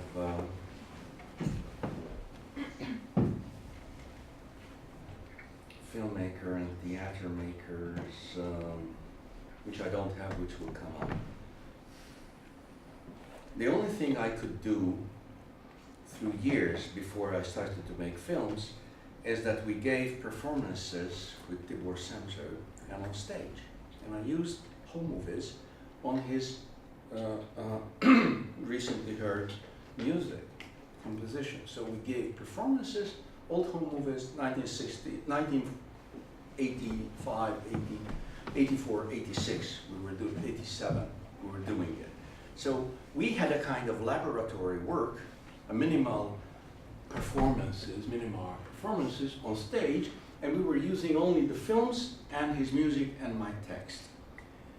Whatsoever, when I started to edit the films, I understood that I have to keep it in a minimal, not to use too many effects, only use certain effects like slow motion, freeze frame, negative, positive, and giving text on screen, giving narration and soundscape. All these elements are part of a floating visual music and image language where the negative have its emotional effect. So tinting the film, like Noriega always appears in more bluish. Ernesto Salvas is more the brownish sepia and black and white. So these minimal effects are influencing the mood, warm and cold. So this is a non-verbal communication with the viewer. Slow motion is for your eye, is for your perception. Bob Wilson was the name, sorry. It was 1 minute late. Next time. You answered my next question because you said they're black and white, but also that the yellow, and also there was the flag was red. Yes, yes. These are very small effects because, of course, the digital and video effects are very rich. You can use what you want. But I set my palette to a very reduced one because everything I underdo because of helping this multiple layers flow, you know. So it's a music-based genre, primitively saying. So tinting, negative, slow-mo, freeze frame are part of these singular and multiple channels to communicate what are the possible meanings of the image. So when I change it to negative, you have the question inside, maybe non-verbally, but what is it? Why? Why is darkening? You know, and I use a lot of fade in, fade out. So it is a kind of soft because it has to flow like a dream. It has emphasis like freeze frame, and it has this mood change like a negative. And it was the text, the Lorca poem, and it was about the sacrifice and death. Now in a different way, as in the beginning, the same Lorca. So I've changed the Lorca context because it's not the full poem as in the beginning, but it's just a fracture. I'm reminding you, like in a music piece, in the 43rd minute, you have again the Lorca. Now it's about war. So then it was about freedom, about the beautiful woman and love, and here it is for something else. So even this part, Lorca quote, is a good example. How do I mean when I say recontextualizing? Because I take this Lorca poem from its original context, the book and the tradition, and it appears twice in different contexts, so different allusions. And this is all for the non-verbal, emotional, sensual power of film, that you have another film in your mind. And that's the reason. So it's not a technical problem, but a film language question to me. Anybody else have any question for the past 2 hours? You need oxygen? Or you need another film? Vote. Let's vote. Who votes for oxygen? Fishes all over. Good. Let's go for my next chapter, because this was the historic volume where you see story of many people, communities, and trends. So it's private and public history fluxes. Now, I want to show you that I'm not only a one-sided elephant, but I have two sides of an elephant. Now this is a very important metaphor. What is the elephant? There is an ancient Muslim tradition, or maybe it's from India, Hindi? I must tell you because this is how we can understand what is interpretation. Take 5 blind men and bring them to the elephant. One is holding the trunk, the other is touching the leg, the other is pulling the ear, and the other is just scratching the belly of the elephant. And then you ask them, what is the elephant? And one says, it's a big flat something which moves. That's the ear. What is the elephant? It's a very thick big pillar and it's warm. So you have 5 different things that are named as elephant. This is contextualization. And my work now is also an elephant, what you will see, but in the shape of a poisonous snake. Why I'm saying it? Because this is a fiction film I did 3 years ago first, and it's called Venom, based on a novel of my friend. Yeah, we have time. I have to measure it.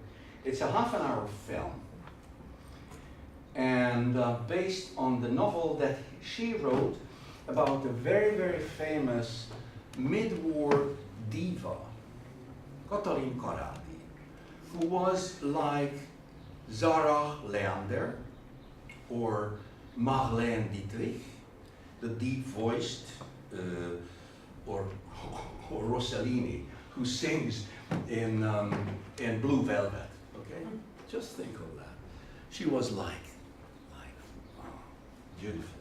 And she came from a very lower class family. She ran away from the poor family, alcoholic family, father. She was 16 when she married a very old man, but she became free. And she became the star singer in the mid-war period, and she had a very romantic life. In the Second World War, he was anti-Nazi. She was saving Jews and Christians and soldiers who escaped from the Hungarian army. She had a great love. The spy chief of the military spy ring, who was of Hungarian army, who was pro-British, he was killed. So he had a romantic, and he, after the war, was attacked. First, he was attacked by the Hungarian Nazis. She was arrested, she was tortured because she was hiding Jews. Then after the war, she was chased by the communists saying, you are a bitch, you're a fascist bitch, you are blah, blah, blah. So the ordinary story, always on the fringe. She emigrated to South America in 1952. My hero is Zsófi Bán, whose father, Katalin Karadi emigrated with a ship to South America, to Brazil. My writer's father was a tradesman, and he represented Hungary in Brazil. He was the commercial secretary of the Hungarian embassy, and he was responsible, László Bán, for coffee delivered to Hungary. So he was the coffee trade man. It's very important, you know, coffee, having it directly from Brazil. So he made it, and he imported all the goods to Hungary. And he also made amateur films. And my friend gave me her father's amateur films. And then one day she asked me whether I could make a film for her about, because she needs to represent it in Berlin, where she had a stipend in DAD, which is a very important foundation for East European artists, German artists, in Berlin. So her father was an amateur filmmaker. And I I used the film to her novel, which is also playing in Brazil, where the father was filming. So the father is an amateur filmmaker, and the heroine is this Katalin Koradi, who is emigrating to South America. This is all I'm saying. This is a fiction film. So now I'm taking out the family footage and placing it to a totally different way. If I find this, I hope you will like it.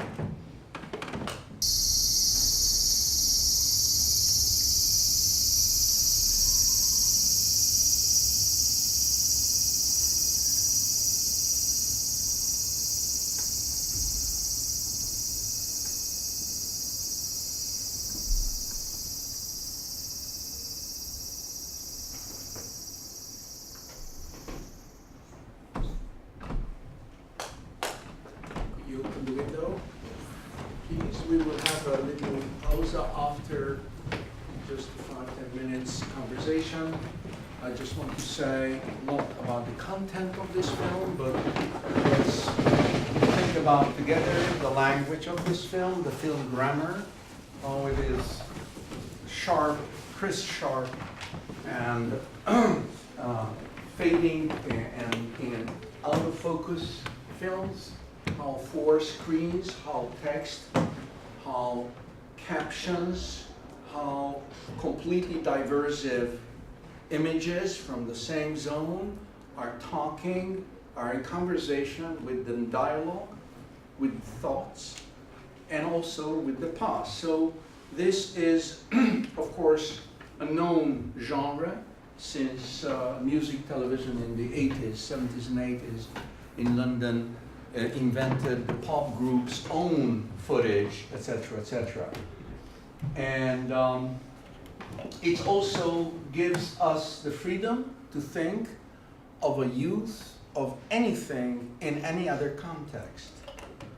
Of course, there are ethical questions. You have to have the permission of the film owner. Of course, there are other questions. Here, this was a kind of gift. This was not a real production. I did it for my friend. But then later on, my gallerist said, wow, it's good for bringing it out to the world, because I was hesitant. Who will be called by this film? So if we think of the soundtrack layers, the imagery, then we know that we are in a home environment of multitasking on our computer and our editing table. And these alternatives can be followed by you because you have multitasking brains. And that is very important, that what I would like to emphasize to you who are studying filmmaking, that you have a surface of which each frame you are responsible, and you can touch it, you can change it, you can alter it. Every pixel you are responsible for. So don't think of the film you're trying to do that it is just a story, but every pixel is telling you, is a carrier. Every mood, every shape, every cut, everything is a carrier of your message indirectly. And this is an indirect film. It's just a simple storytelling. I mean, we're not watching a usual short film, fiction film, but it's a standing camera with the reader's face in hiding, but I wanted to give it personality, devote to him because it's her parents. So I just wanted to place this little piece of film that to represent to you, show to you the extension, how you can integrate graphically, artistically, emotionally into the picture. You're responsible for it, and it's not just a picture that was recorded. by a 4K camera or celluloid or anything. It is the post-production, the editing that became very, very important for me. Because somehow, this is a genre, of course, specifically the editing table, where you have everything and then put it together. But also, I think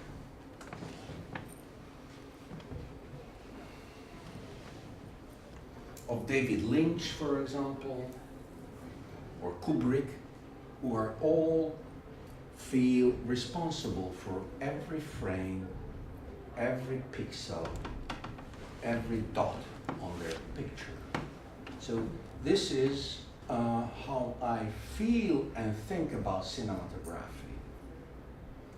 It's not just the storytelling, but it's art. Art of exploring the dimensions of your message and thinking with the viewer's mind. So that's the reason why I'm editing very long time, always testing my films with colleagues, with friends, with people who I respect or use them as reference group.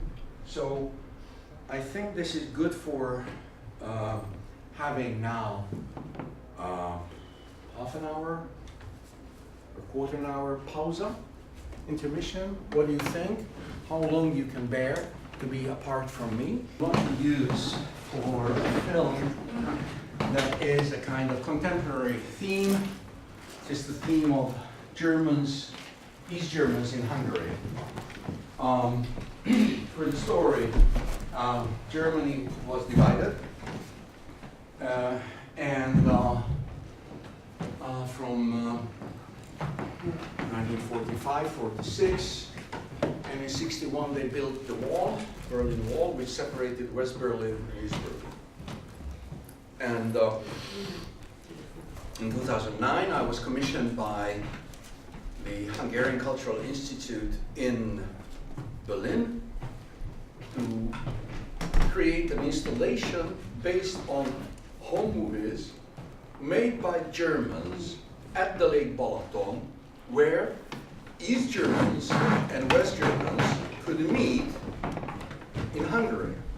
Lake Balaton is the big Hungarian lake. We don't have sea or ocean. And East German citizens were allowed to come to Hungary after '63. And West Germans, Bundesrepublik people could come also, and families could meet. Oh, yeah. So Hungary was a neutral territory, like partly Bulgarian seaside and partly Romania, the Golden Shore at the Black Sea. But in Hungary, every year, 100,000 of East Germans and West Germans gather around the camping. And therefore, the Stasi, the equivalence of Securitate in East Germany, think of East Germany's population was 16 million, and there were 150,000 spies with 80,000 officers. I mean, that is huge. And the party, Communist Party, had 8 million members. And they were also reporting on each other. So East Germany was like Romania, covered by Securitate. Securitate organized, as today Russia is run by KBG and FSB. And Securitate Stasi. So if I mix up, always think of Stasi. Organized the Balaton Brigade, which was a spy ring observing East German officers came, and with the Hungarian secret police, they were observing the East German and West German meetings. So, and this was a crazy thing. And the title was given by the director of the Hungarian Institute that time in Berlin, Can Togay, who is a Turkish origin Hungarian filmmaker, and he saw my earlier films, so he thought that on the 40th anniversary of the German unification, this theme would be interesting to recall those beautiful years when they were dark years also. And this is more or less kind of, it fits into the traditional documentary film because we have interviews and films and chapters. I'm not able to show all, but why I'm showing this, because here we have all the elements you saw partly in the Spanish Civil War fragments, and you will see partly in the Maelstrom this evening if you come. What is private history and public history dynamism? Because I'm using East German newsreels, the Stasi secret films, and the Hungarian secret police secret films, how they observed them. So we have the happy moments on the film, the narrative given by the filmmaker or the film owner, and we had in the exhibition, we had 13 channels. It was a 13-channel installation. I tried to look up, no I can't because it's on my laptop, but it is German unity at the Balaton,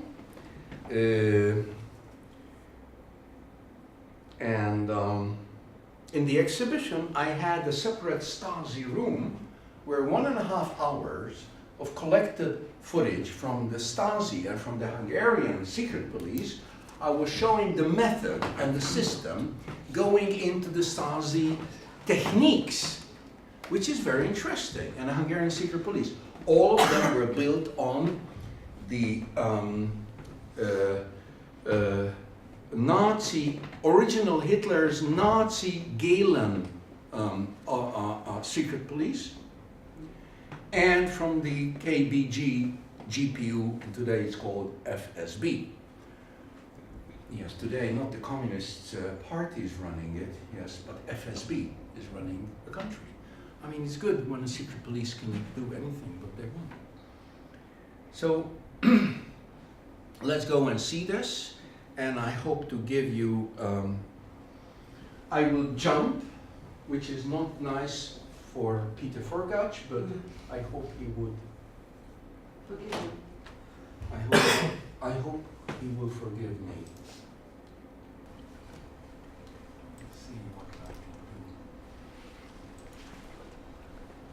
can do. Okay, this is something else. This is the exhibition version. Would you?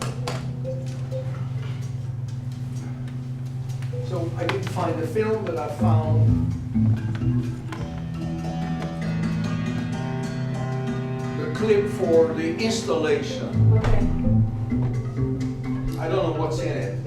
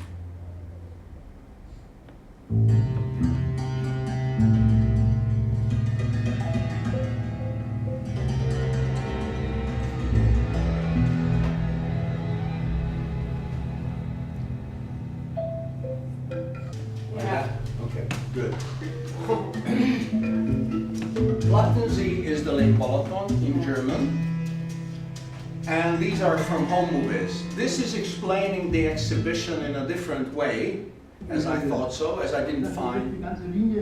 But I used this double. A Stasi officer is talking about his job. He was the only Stasi officer who started to open up what were their secrets.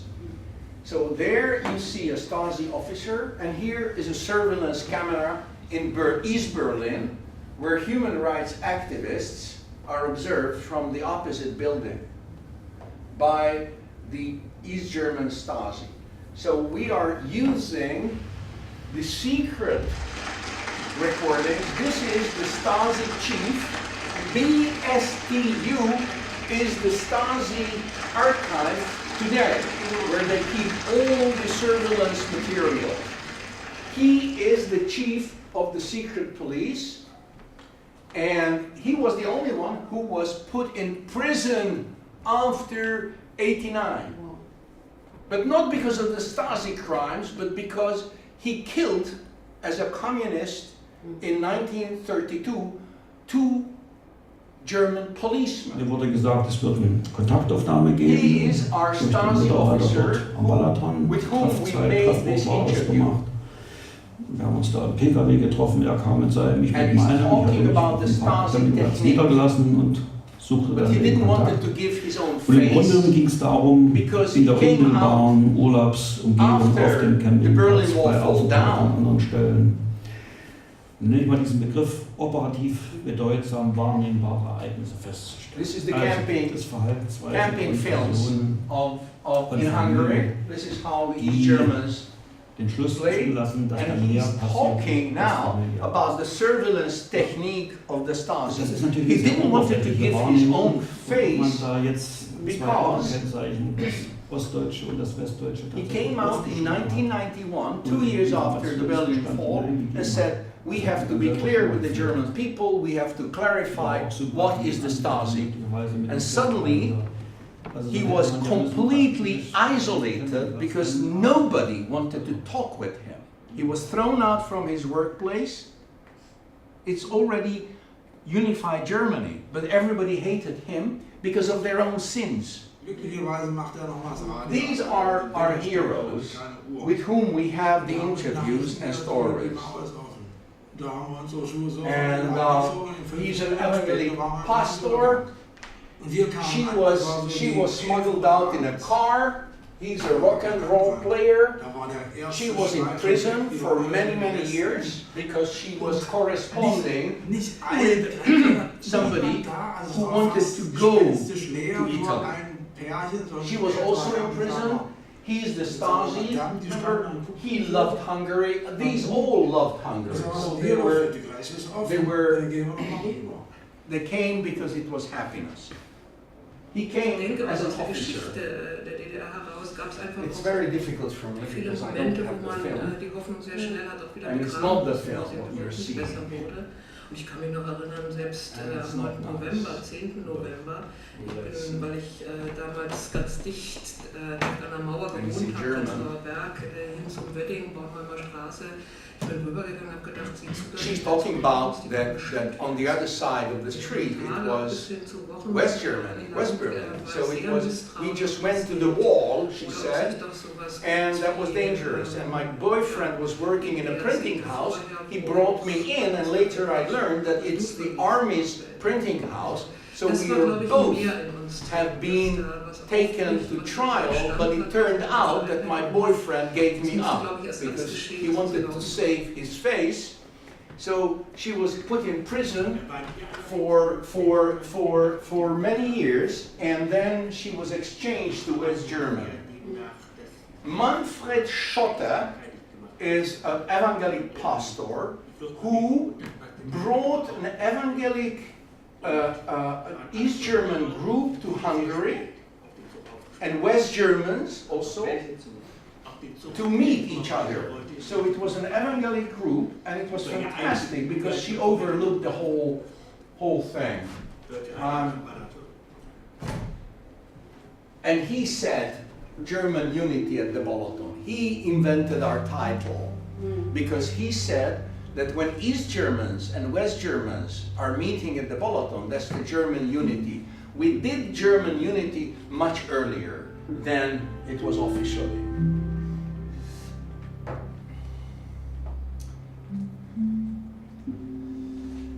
And this is a quote from Bolbach, who filmed this, who was an avant-gardist. This is the Budapest metro. And he said, somehow for us, Hungary was a window to the west. Half of a window. Huh? Half of a window to the west. Yeah, thank you. It's good that if you help me a little bit. 80s, Budapest in the 80s, etc. But of course, this trailer doesn't really correctly carry the exhibition, but it shows our heroes who were coming. This is Bolbach, very, very young. Es war so eine Mischung zwischen dem Westen und dem Süden. Hungary is a mixture of West and East. Allerdings nicht ganz. In Ungarn war es immer so, dass die Leute auch manchmal so einen tieftraurigen Blick hatten. Was man immer nicht so im Osten war, dieser traurige Blick eher so stumpf. Und in Ungarn war er so rein traurig. So also sorrow so schöner in East Traurig, it was so idiotic, romantischer Traurig. but in Hungary the spleen was romantic and soft. Wenn zum Beispiel dieser alte Herr, der da uns immer aufgenommen hat, also beziehungsweise diese Sache da vermietet hat fürs Zelten, der war This is the old Hungarian man where they rented the place for their tent in his garden and near to the Balaton. And he was like a granddaddy for them.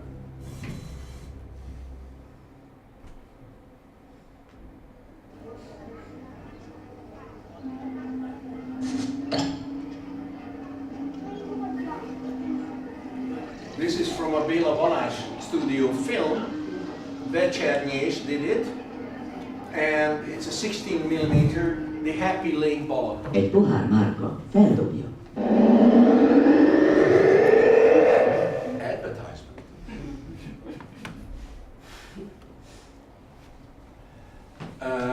Katrin Hennecke is Nein, die Pläne hat a er person who was nicht. Er ist dann nach Peine gegangen zu seinem Freund und der hat gesagt, she was working in Peine, near to Leipzig, near to Weimar. Sorry, Weimar. And she was a kind of security agent at the constructing factory. And he met a West German man and fell in love, and they started to meet in Hungary. Und dann hat And then her boyfriend smuggled her out with that Mercedes. She's explaining how they constructed in the back trunk a place to smuggle somebody out. Dann noch diese ganzen Nähte. And it was covered from inside, and everything was taped. No light would come in and out. And this is the car, and she was in that car trunk for hours. And they had a secret connection by locking or radio play, so he could warn her that now there is a control over the border. And there were 3 strict border controls. You could not reach easily the border zone at all. And this is the border check in Hungary. You know, everybody knows how I mean, I don't have to, what kind of stress was to go to the west or to go to the east. I mean, if you don't understand that, I mean, you should go to China now, or maybe Russia. I don't know. This is the border between, yes, this was the border between Hungary, and now she's telling the story how she was smuggled through. Dann hat man uns Pillen besorgt und dann ist vorbei. Dann schieben wir die Pillen an, die kriegen wir jetzt nicht lebend. Und die kritische Situation war am 5. Schlachtbaum, wo er plötzlich stehen blieb und ich nicht wusste, was los war. Ich habe nichts gehört, ich habe nur das Radio überlaufen. And they took pills with themselves. If they would be caught by the border police, they would commit suicide. So she had this because his boyfriend didn't knock. It's okay. Da rausgezerrt und wir haben ihn nur gebrüllt. Wir haben nur gebrüllt, du bist frei und so. Und dann habe ich ihn dann irgendwann nach einer halben Stunde gefragt, also, was hast denn du am 5. Schlagbaum gemacht? Da sagt er kackfrech, ich habe meine Freundin getauscht. Ich sage, bist du wahnsinnig? Das hätte schief gehen können, ne? Aber gut, es ist alles gut. But everything turned out good.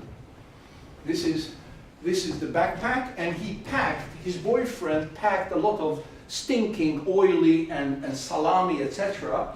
So, and it was a chaos in the back trunk, and behind that she was there. And this is the Stasi document. They obtained their own Stasi document. So the whole story, how she could escape from a Stasi family. Her parents were Stasi officers, so they were reduced. Her house was confiscated, everything, and they were dismissed. Her mother was dismissed from Stasi. She became a friseur, and her father, from being a captain in the Stasi, became a local driver in the Stasi. Okay, now it's really yes, this is it, and I just pull this up a little bit. Where we are. This is the end anyway. So I can just close this down. May I have some light? So excuse me for not presenting well this last film, because I could not show you the form of it, which have been very good. But with Bobach, you could see partly that he's talking about his own films, and then we go into the full frame, and it's the dynamism of the observed and the observant. It's the dynamism of the hunter and the game, the rabbit. Is the dynamism of inside, outside. Is the dynamism of double private life. Because what we figured out from the Hungarian secret police documents, that you have two private lives. One that you live, and one that in you are observed. Many of my friends who have been observed by the Hungarian Securitate got their dossiers and they said to me, well, I forgot all these things. They recorded everything. I went to this theater, I met John, I went and ate that, and I woke up at 7. They have everything. I didn't write down in my diary. So your private diary is, if it's under surveillance, it's also your second private life. It's like somebody's looking at you, like your mother is writing down everything, but not spying on you. So it's a double private life and a public life. And the public life is political. And the political life, publicly, is a controlled communication where ideology-driven propaganda films are showing how happy life is in East Germany. Of course, we know that. You have a very good archive here. And you can see the contrast, past and present.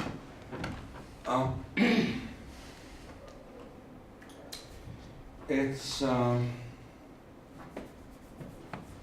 quite late, for our 4 hours is terminated, but some of the students have been late from this last session, and I promised to the others that I will tell everything, though I've lost it. So the last 10 minutes lecture I'm giving you now in fast speed. All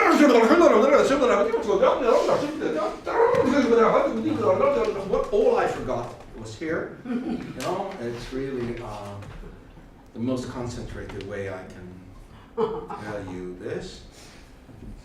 Any questions?